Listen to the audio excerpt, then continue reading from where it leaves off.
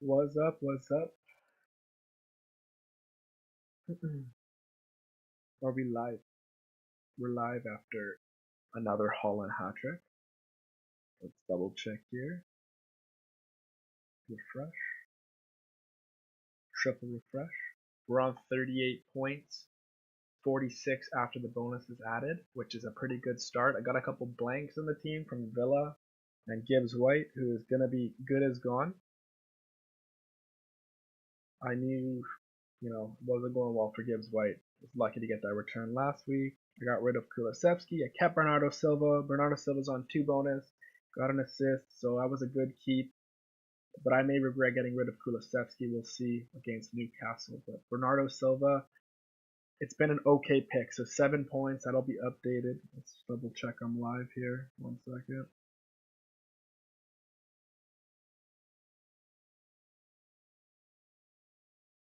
I don't think I'm live. 30-second delay maybe.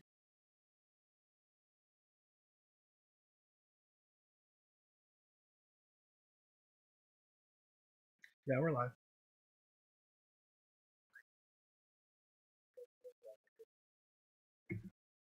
So Bernardo Silva, 7 points, 2 points to blank, and 6 points in game week 1. It's been an okay pick for Bernardo Silva for me. There is better options, I think, in regards to cheaper. Like if I would have spent the funds up front, João Pedro has gotten 2 goals in the last 3 games, and I think João Pedro's on full bonus. Yep. So whoever went for João Pedro, good pick. So yeah, my team right now is 46 points. Team of the week obviously is going to be Holland in there.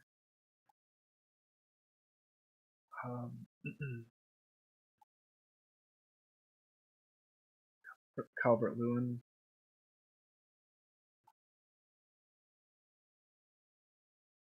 Okay, let's just double check.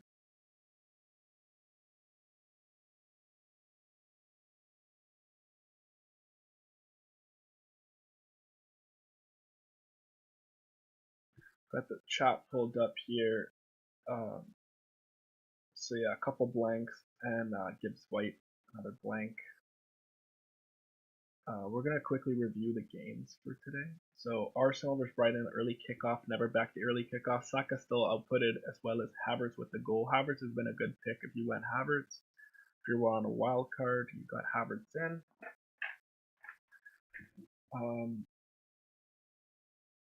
Let's put this down a bit. Too much. Good. Couple yellow cards there. João Pedro got a yellow card, but he's still on full bonus. Brentford versus Southampton.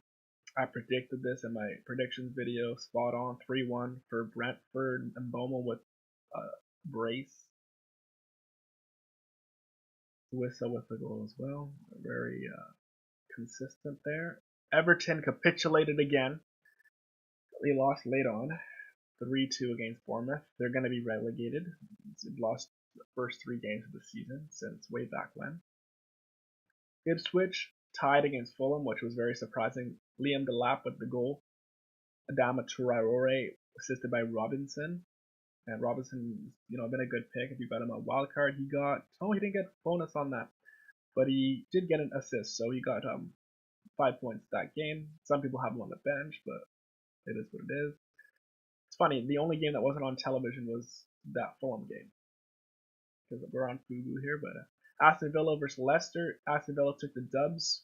Watkins finally got something. He got an assist. Duran with the goal. Onana with another goal. I think Onana has 2 goals now to start the season. He's got more goals than Watkins.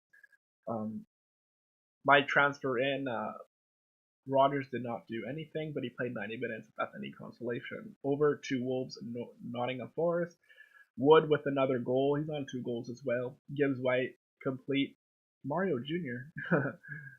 Lamina, right? Yeah, Mario Lamina. They put up Mario Jr. now, but okay. Bellegarde, Johnson with a save point, and then last game, the game week, Haaland just a machine. Another hat trick, 17 points, right? Is that how it works? When a forward gets a hat trick, full bonus, no yellow, it's a 17 pointer. Let's do the math here quickly. 12, 14, 17, yeah. All right. Ruben Diaz with an own goal for West Ham. Only goal scored for them. Bernardo Silva will secure hopefully that 2-pointer for me, so that'll help me. But 3 games tomorrow, September 1st. Chelsea versus Crystal Palace, Newcastle versus Spurs, and Man United is at home to Liverpool, which is a good set of 3 fixtures. So yeah, I'm 1.1 million. Let's look at live FPL. I'm actually in a good spot, even though I got some Newcastle playing Tottenham players, right? Because I got Isaac playing my Pedro Porro and Madison. I'm still ahead of the curve here because if you scroll down here, my number of fixtures on the right here, I have 6 played with 12 to like 12 total. Others have 7 and 6, 8, up to 8 almost. To the top 10k, they're almost up at 7.5. And the budget, I have a little bit more budget, so we're doing pretty well this game week. Bernardo Silva with the 2 bonus points. Konza, Rogers blanking, Gibbs White with a yellow card, Haaland with another hat trick. So Bernardo Silva got 7 points. It's put me up 450k in the world. I'm up at 1.1 million. Haaland, he's captained by so many. He hasn't done anything for me, but a lot of captainers in my range of 1 million probably don't have Salah, but I have Salah. So if Salah pops off, I'll be well into the top 1 million for sure. I am 2 points off a green arrow. So I'm up at 195 points total. Gaming rate of 3.3 million. So if you have any questions, put them in the chat. Transfers for me, it's looking like Gibbs White is gone. And we're going to get rid of Kwanzaa because that's just eating away at my team value. So let's look at preliminary transfers for me, for my team. Probably going to be reducing it to a 4 million. It's going to be that Villa, because if Watkins popped off, I would have went for Watkins. But we'll just see for now, because I'm going to have 3 Villa at this point. Let's go for Villa.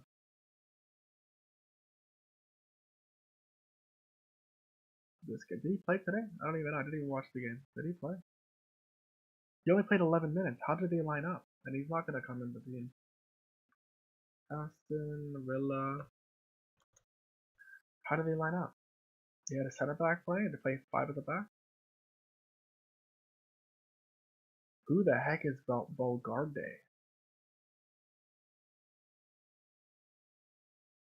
Well, that's not good. How much did he play? 78 minutes. Interesting.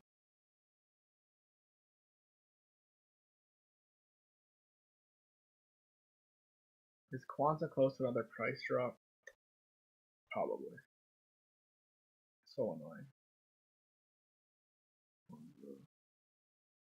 Oh my goodness. Who is transferring out Kwanzaa? Like, don't you have other problems to solve? I don't understand this game, bro. So dumb. Who's playing this game? You're transferring out Kwanzaa? Don't you have other fires to put out? Like, I don't get it.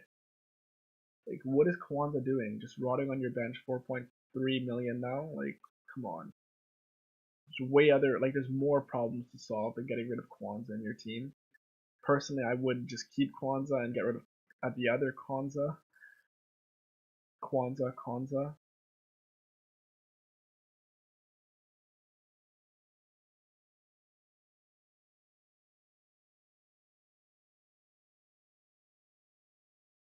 Gibbs White's gone.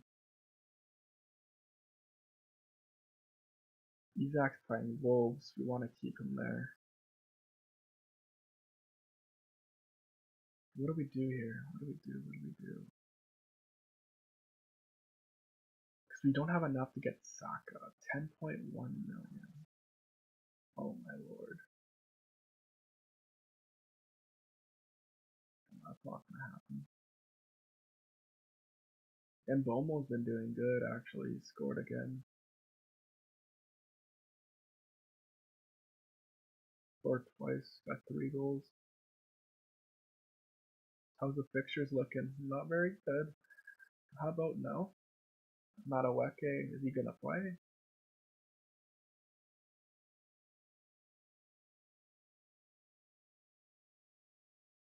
Did Motoma do anything today? No, he's playing. It's Arsenal.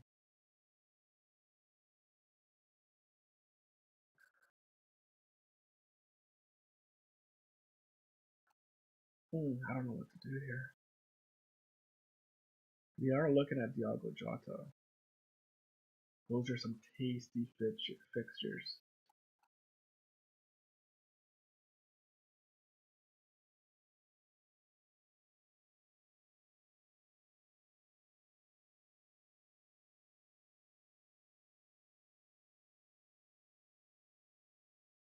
Any 3.9 million defenders here? Who's dropping? Who's gonna be dropping soon?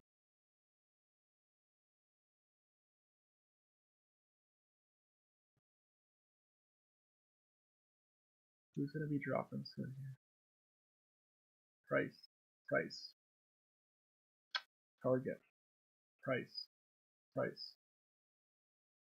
Burgess from Ipswich. It's close, but it's not. It's not gonna happen.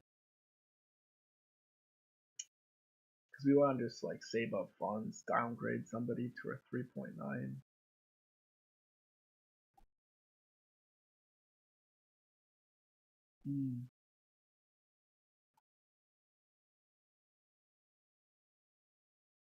Keane's 4 million? Why was he playing? But like, you want an Everton defender? Like, get real. They have good fixtures. Whoa, their fixtures turn after game week 4.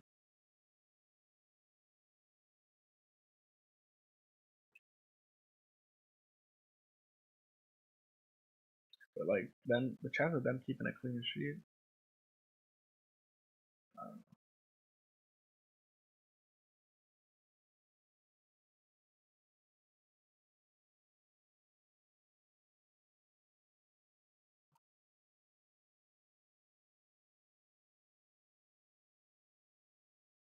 I have more faith in Southampton keeping a clean sheet than Everton at this point.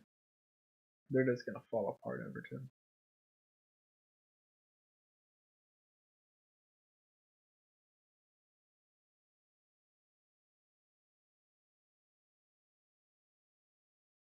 Probably go for Bednarek. Gotta see. So then that would be Diogo Jota.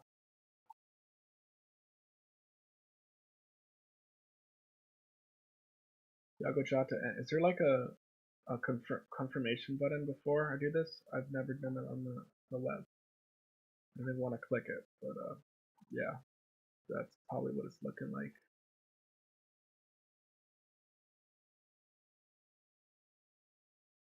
My team so far here.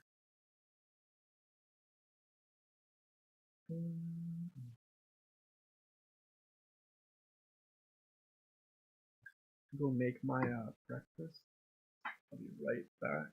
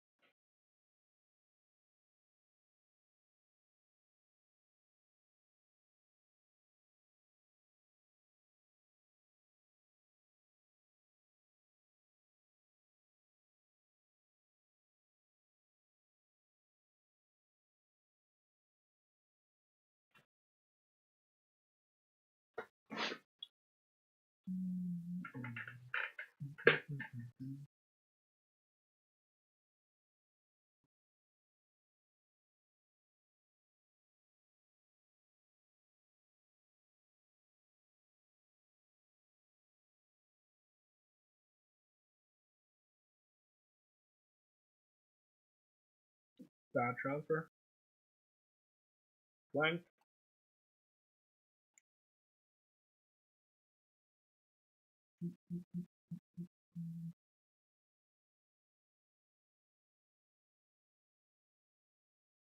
How's the bus team looking? Holland versus Brentford. Isaac versus Wolves. Pedro Porro versus Arsenal. Gibbs White will be gone. Gibbs White will be Diogo Jota. Is Burn gonna come in? I don't know. Did Burn come in?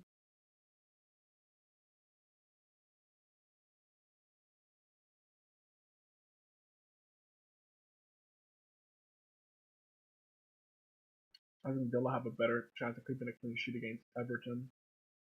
Gotta play Pedro Porro and Gusto playing Bournemouth. Knowing my luck, Newcastle will keep a clean sheet this game.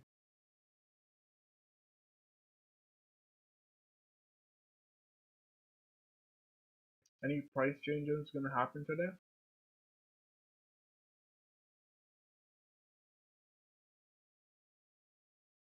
Bunch.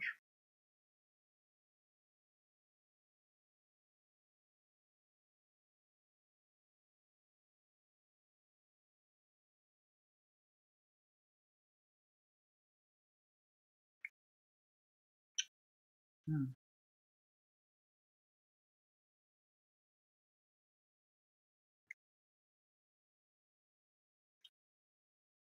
Hmm? Where's Jota? Oh, it's Thiago?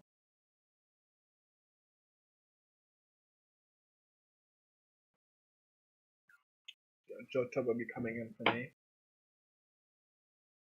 Should I just do the transfer now? He might get injured tomorrow. I'm not gonna do the transfer now.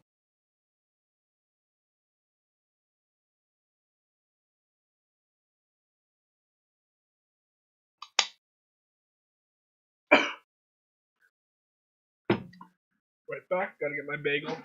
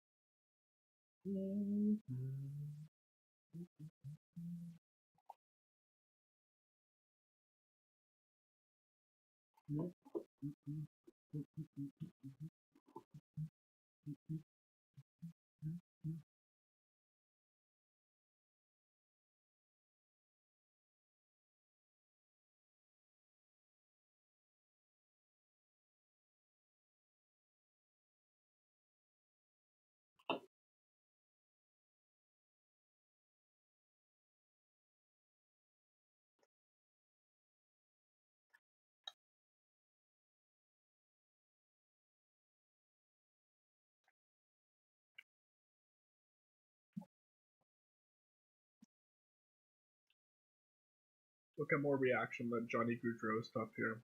Just to know any more news stories.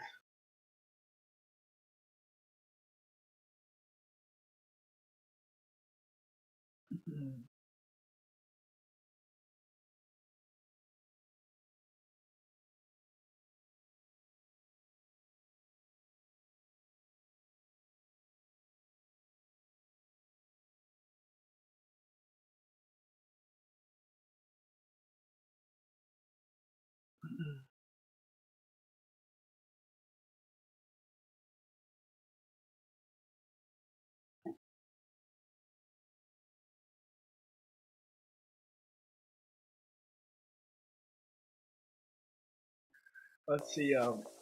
Pretty good podcast here. Sakaris and Price. Let's see their reaction. Let's go to their actual their first stream, and then we'll get Patrick Johnson's reaction.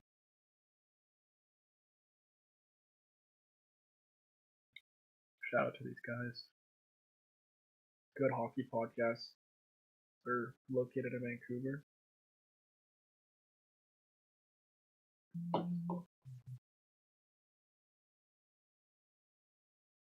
Why isn't it loading? Right-hand side, groomsmen for the 4331 T24 coming to you from the Nation Network studio. Built by Arbor Lee here at the historic Wall Center in downtown Vancouver. And if you got your tickets for the big game, why not make it a full experience? Stay downtown at the Wall Center. Call 604-331-1000. Ask for the Sekerson price rate. It's back. Yes, some blackout dates apply this so we don't get based on availability. Matt Sekerson alongside Blake Price. Mike Rogerson, 4-time Juno Award winner, hitting switches and conducting things. We have a big show coming up for you, but it's an awfully sad show.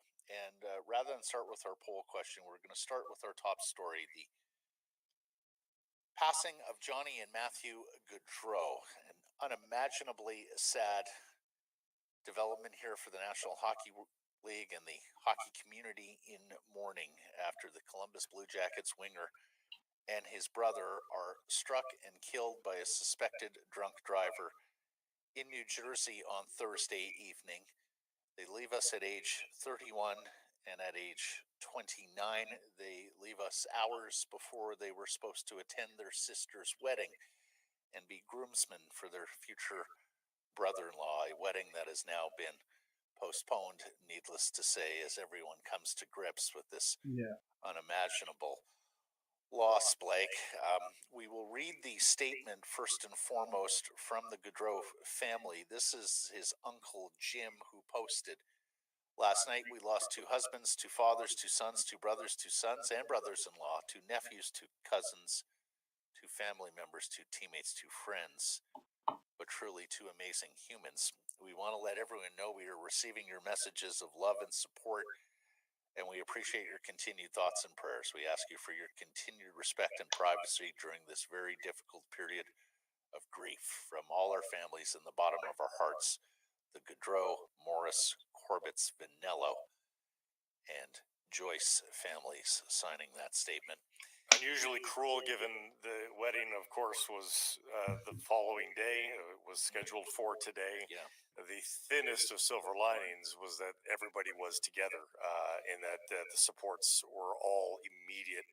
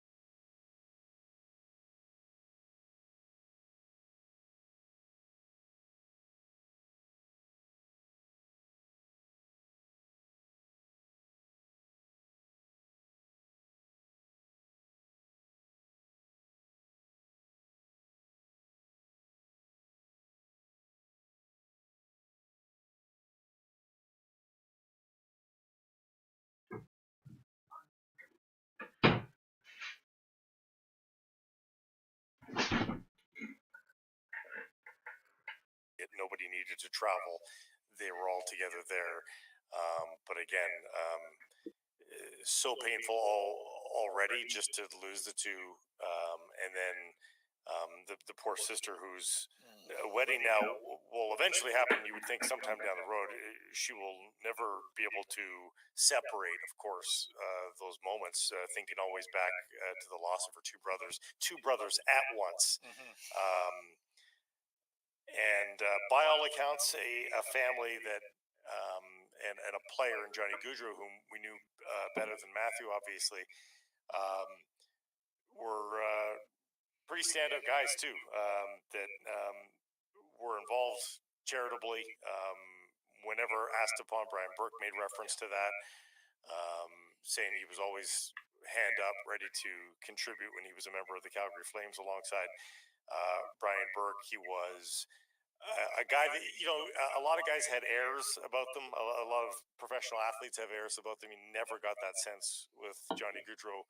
I mean, honestly, even in intense playoff games, Matt, I picture him with a smile on his face. Yeah, honestly, like he was his nickname Johnny Hockey was so fitting in that.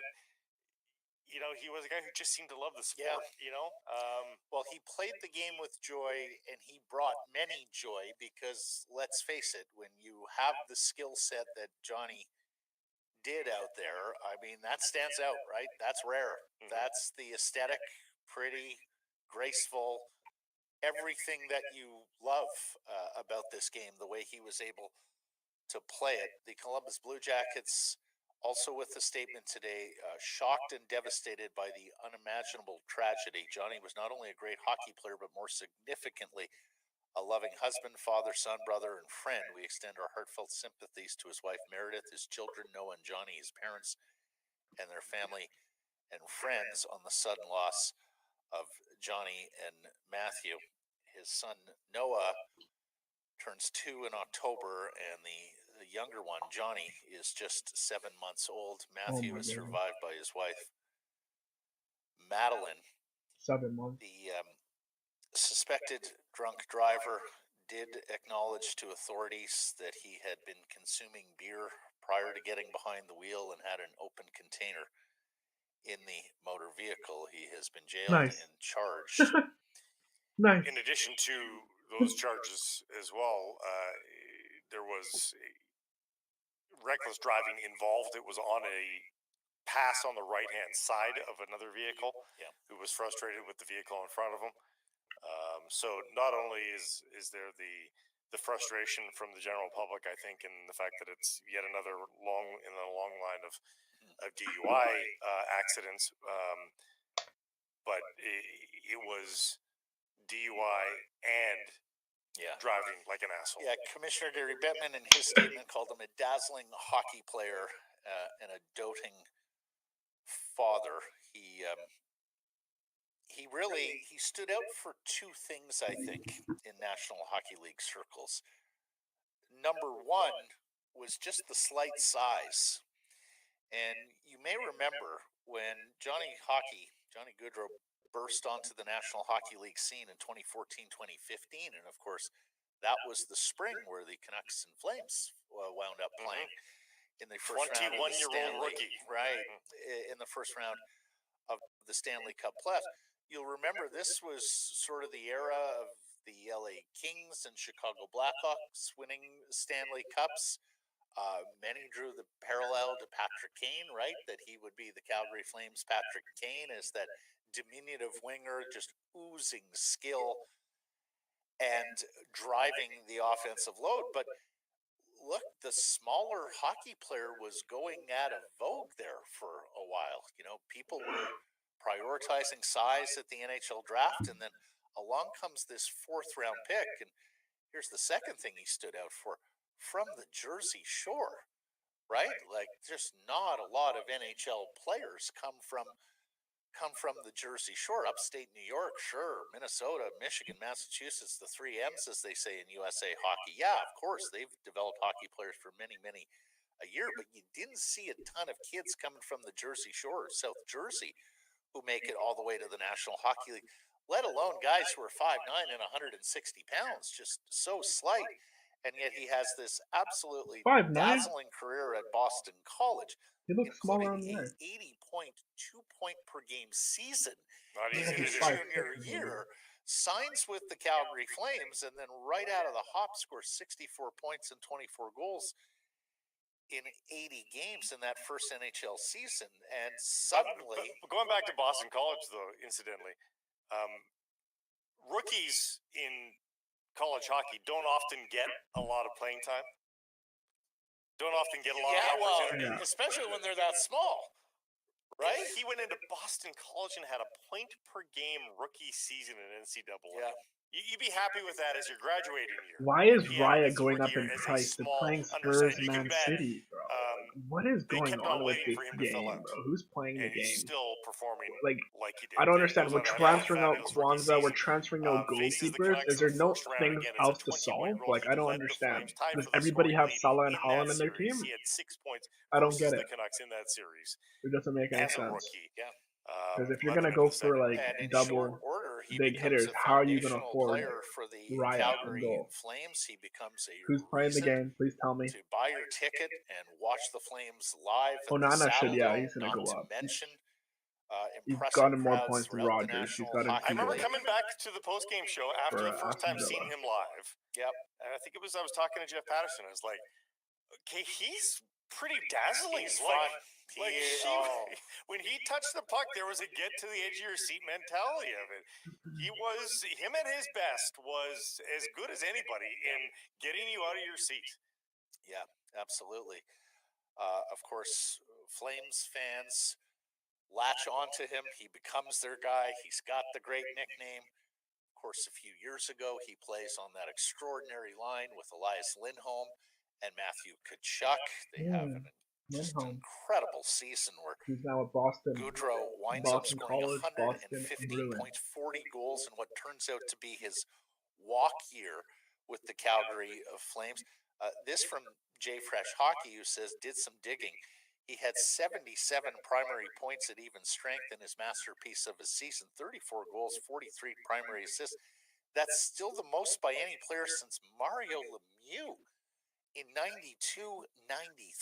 So the best even strength year in 30 years, everybody, with a lot of extraordinary names, including McDavid and Crosby and Yager and others who, had their heyday in that intervening 30 years. And Johnny outscored them all at even strength in that season. It was the most primary points from a winger going back nearly 40 years in Yari Curry in 84 and 85. And look, we all know the story from there. He gets to unrestricted free agency. He signs with the Columbus Blue Jackets of all team, which was really a difficult blow for Flames fans because, number one, he was their guy, drafted, developed, had all these extraordinary seasons, was coming off, as Jay Fresh says, his masterpiece. And so he becomes a villain in southern Alberta. And yet today I've really got to hand it to Flames fans and the people of Calgary. This has refocused what's important and what's unimportant in life, and I see that there's a vigil planned for the Saddle Dome later this afternoon where Flames fans are going to go and pay their respects. You already see flowers and teddies and donations happening there at the Saddle Dome as people mourn the loss of Johnny.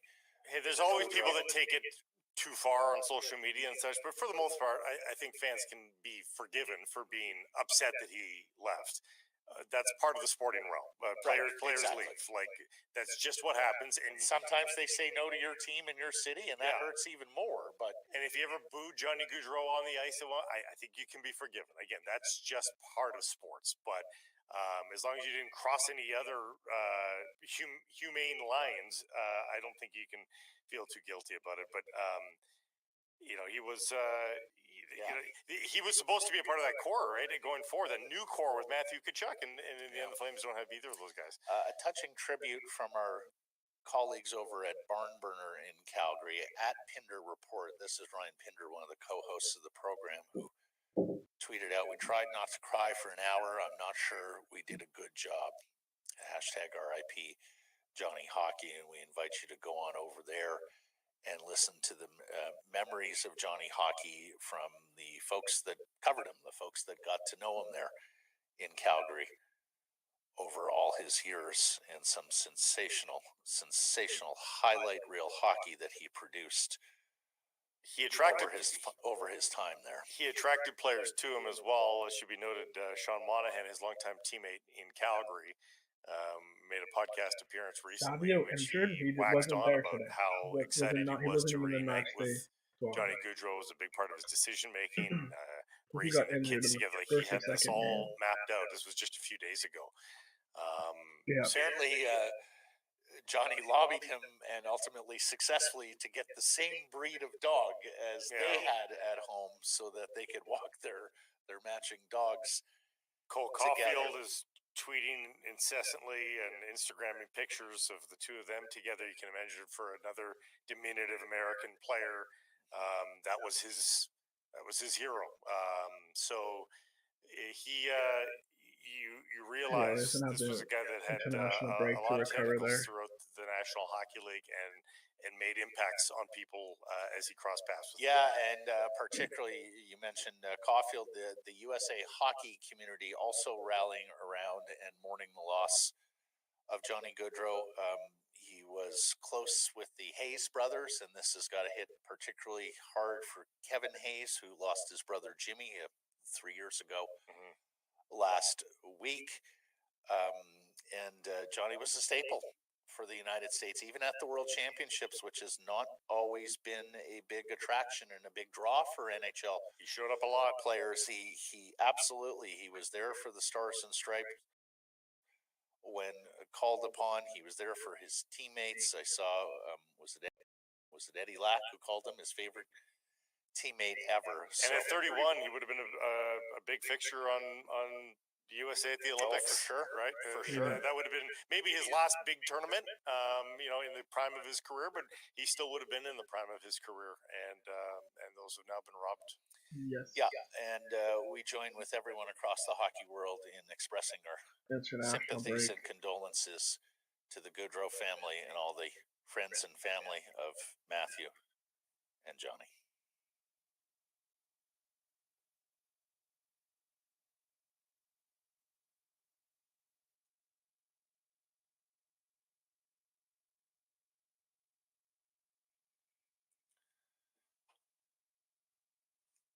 Well, Blake, no easy turn here, but people do come to us to talk Vancouver Canucks, and there has been a significant Vancouver Canucks story here in the intervening 72 hours since last we did a show on Tuesday, and that is the status of Arturs Sheeloff's goaltender, Arturs Sheeloff's, who, when we left you on Tuesday, based on the reportage of Rick Dollywall and others who have said that, look, training camp and preseason are doubtful for Thatcher Demko, and he may or may not be ready for the start of the season, there was a world where Arturs Sheeloff's was going to be the starting goaltender for the Canucks on opening night, and in fact, there's still a world where Arturs Sheeloff's could be the goaltender for the Vancouver Canucks on opening night. But development here this week, and in fact, that opening night game, of course, is here at Rogers Arena on October 9th against the Calgary Flames. But the story this week that Latvia has left their bell cow starting goaltender off its roster for an Olympic qualifying tournament at home in Riga this weekend because of a knee ligament inflammation. And this is a real stunner for all involved. Are you kidding me? Sheeloff's was declared ready to go Monday by his coach with the national team, who explained that he wasn't used in any of the warm-up, tune-up games for this tournament because of how hard he had worked this summer and that he just simply needed a break. We would later learn that it is knee ligament inflammation that Latvia initially expressed some concern if he would be ready for the season. Now, their general manager, Rudolf Skalvitas, has told Rick Dhaliwal that it's a minor injury. He should be ready for training camp September 19th in Penticton. But the coach has said, and this is translated, but said, quote, he is ready to start the tournament. He is overworked. Medical staff determined that the danger limit of turning this situation into a chronic injury is high. We decided to protect him a little. We had Kevin Woodley of InGoal Media on the show on Tuesday, and he had mentioned to us that he had spoken to Patrick Alvin, Canucks general manager, and the Patrick Johnston coming up next. Normally when we talk about after post price from at Grenoble YVR 50 West Cordova. Some price from the historic Wall Center, and we welcome in Patrick Johnston of the Province and Post Media, who covers the Vancouver Canucks and hockey. And Patrick, just start with your thoughts and memories of Johnny Gaudreau after we lose him and his brother Matthew in a horrible accident. Well, just a player who always lit up the ice. The guy who stepped on the ice, he touched the puck, and you knew something was going to happen. And you could understand why the Flames were so high in this guy right from the start, even if he was this small player. A player who changed, I think rightly changed the perception of what was possible from smaller players, continued a legacy of guys like Marty St. Louis, and especially in this modern game, it doesn't matter what size you are, that the skill's what matters, and if you can play fast, you're going to make it, and he did it.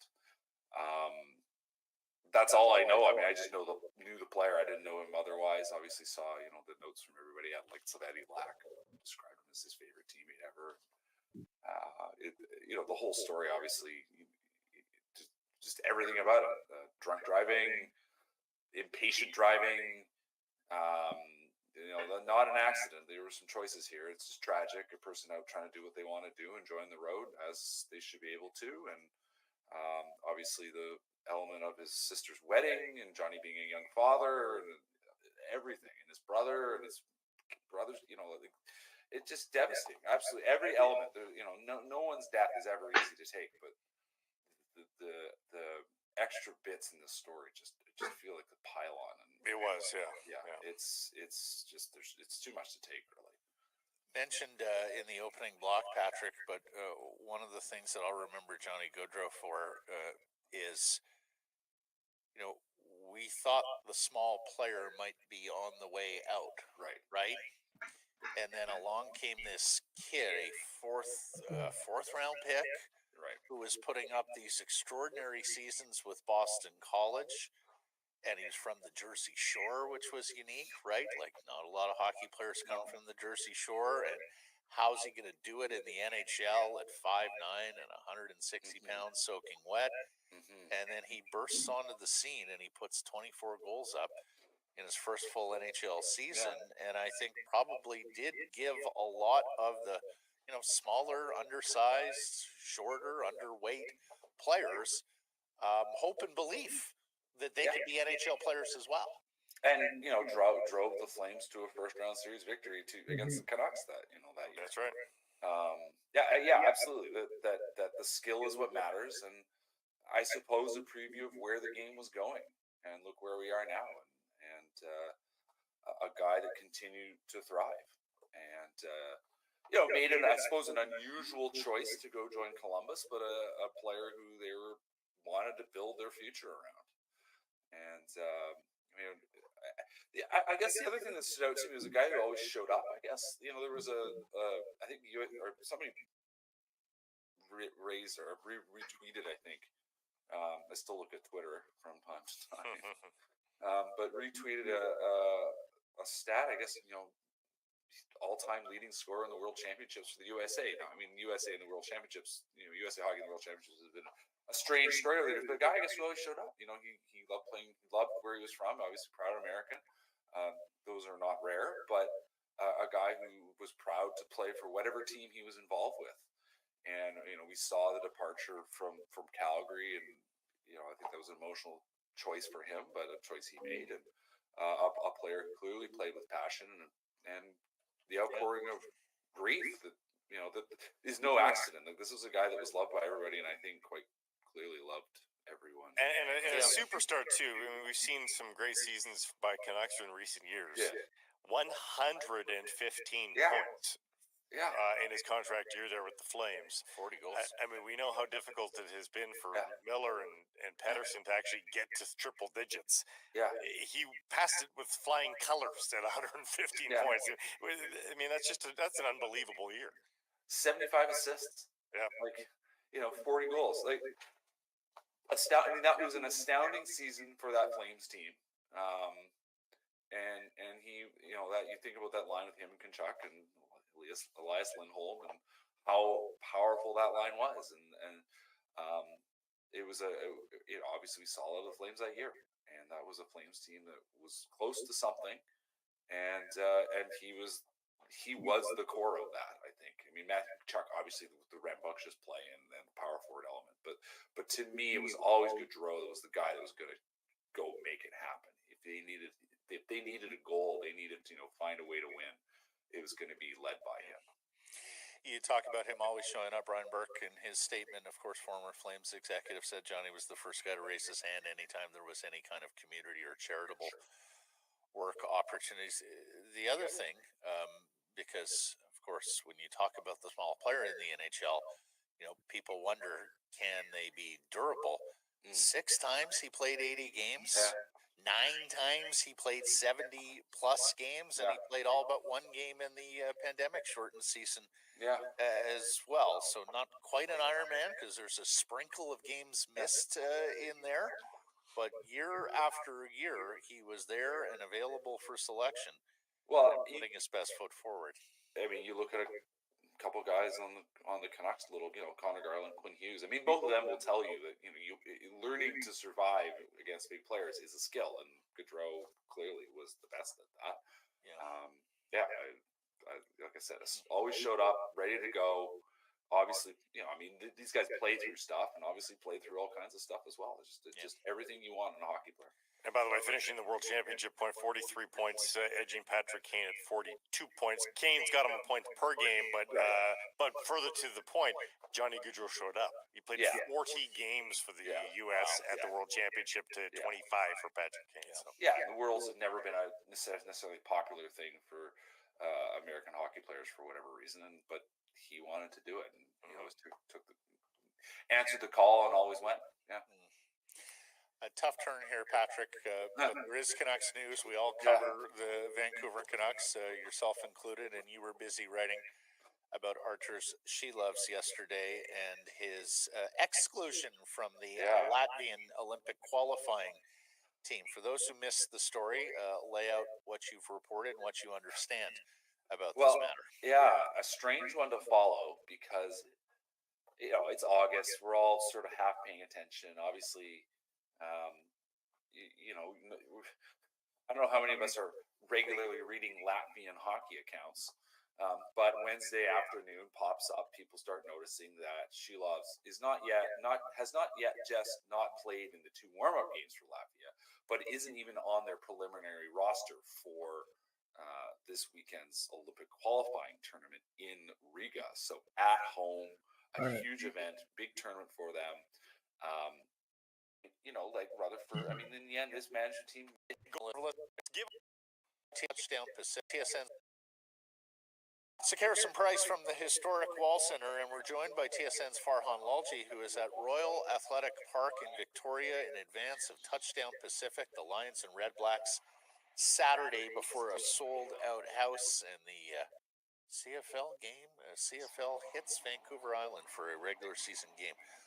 More on that in a second, buddy, but first and foremost here, on a tragic day for the NHL, your thoughts and memories of Johnny Gaudreau, Columbus Blue Jackets winger, and of course former Calgary Flame, who we saw here in this barn often against the Canucks. Yeah, and early in his career, this guy was, I don't want to say prodigy, but you knew early on, I mean, he played at such a young age at this level that he was a special player, and the whole, Johnny hockey, really exciting game, and just the enthusiasm the guy played with, and just to be around him. even in simple interviews, he had kind of that infectious personality, and it was hard for Calgary to lose him, not just from an on-ice perspective, but the guy he was, right? And when you talk to people in that organization, not even now, when everybody's going to look back and say Brad Tree living about him when they had to lose him, and he just said that was a gut punch for them as an organization, right? So they made the best of it, but it's hard to replace character, culture pieces like that, and that's certainly what he brought to Calgary, and just a senseless, tragic situation for both him and his brother. And I understand that this weekend, so I don't know what they're going to do there, but you've got to just feel for that entire family and everybody in both organizations that got a chance to get to know him. Yeah, word has come late here that his sister's wedding is now postponed because of all of this. Understandably so. She lost both her brothers here. Did you want in on this? No, let's. We can make the tough turn now, I suppose. Yeah, not an easy turn, Farhan, as we said with Patrick Johnson, but there is a lot of Canucks news here, and a lot of Canucks news in the crease. What do you make of this Artur Sheesh story that he's not going to be playing for Latvia, and that he may have a knock as we enter training camp, or a couple weeks away from training camp with the Canucks? Yeah, it feels like we get to say it's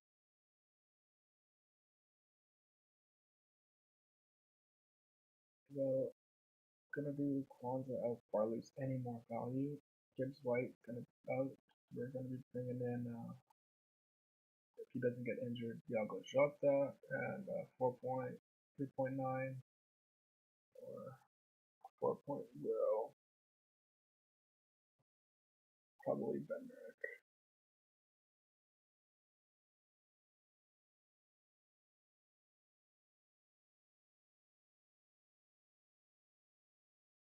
That's what we're gonna do. 1.6 in the bank. No wild card, and the team's okay. I think Bernardo would be the one next to go. He's guaranteed minutes. I don't know with Gundogan back.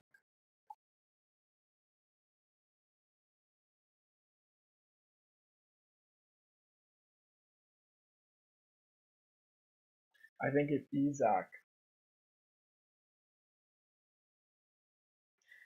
Isak doesn't perform against Wolves next game week, then you got Fulham, and Man City, Fulham's not a good fixture. Fulham away, so Isak would probably be gone. And to someone who's in form, whether it be if Havertz, I think Arsenal's fixtures turn game week 5, right? Yeah. After game week 5, game week 6, Arsenal have good fixtures for 3 game weeks. Then they're bad again.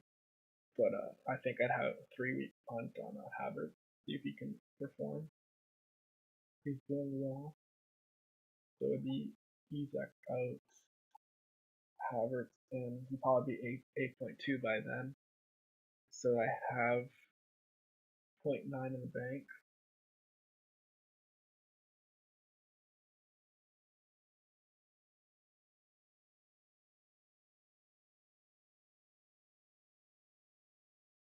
Yeah, I don't think I'm gonna go Watkins at this point.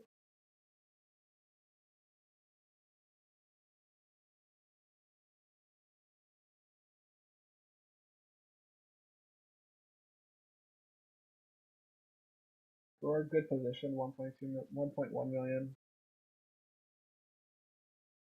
Slight red arrow right now. I was 1.116, 1.128, 1.157 after subs.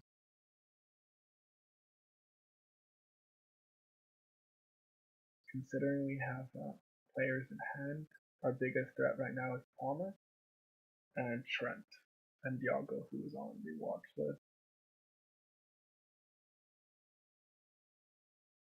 Top 10k is only 40 points away. Interesting.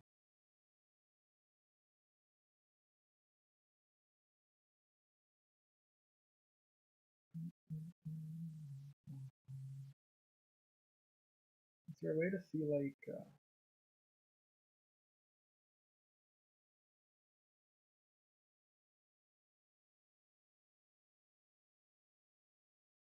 So this is the top player in the world right here. What just happened? What just happened, bro? What just happened? I'm trying to click his team, bro. I want to see his team.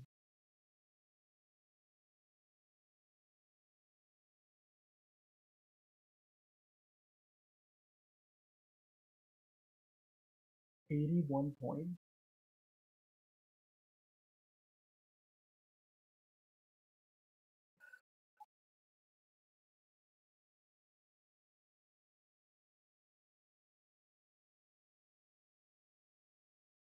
And Bomo. Calvert-Lewin captain?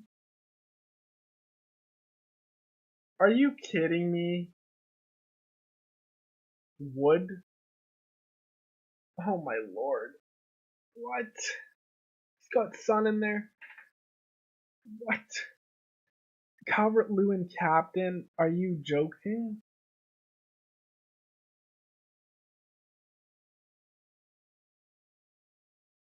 We need Salah to bang, bro. All these guys in the top 10k don't have Salah. They just have Haaland triple captain and captain.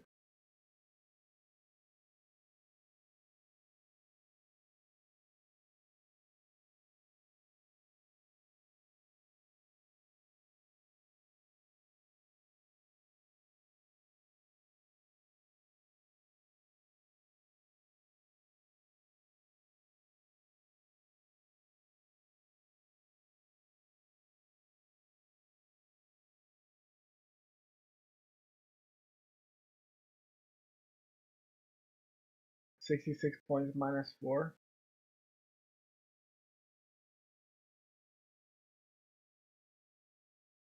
Okay, some sort of normalcy. He has Haaland captain. He's got Wood in there. Oh my goodness. Rogers, Guardiola, Saka, Thiago Jota, Trent. That's a pretty good team. That's a really good team. I think a lot of people would wildcard that team right here. Guardiola, they didn't keep a clean sheet. Trent, Thiago Jota. He doesn't have Salah, but of course you got to make compromises. You got Trent and Raya in goal. Got Wood up front with Watkins, Watkins is not cheap at $9 million. Honestly, I'd downgrade Watkins to Havertz, and then maybe get rid of Rogers and upgrade to someone. Downgrade Rogers and upgrade Saka to Salah, so then have Havertz covered. But getting rid of Saka, it is what it is. I've been playing without Saka and it hurts. But yeah, all right. Well, those are some good teams. They got a lot of them don't have Salah, so we just need Salah to bang. Salah to bang, and then we're good to go. I don't think the points are gonna update here just yet. Usually takes another half an hour. How's this league going here?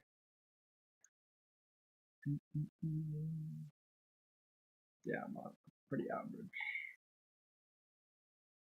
Let's see this guy he's got a good game week this week. Got Havertz.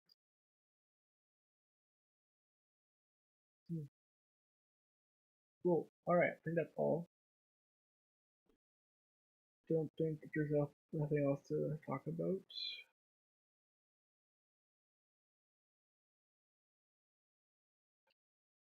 Alright. Thank you for everybody who tuned in.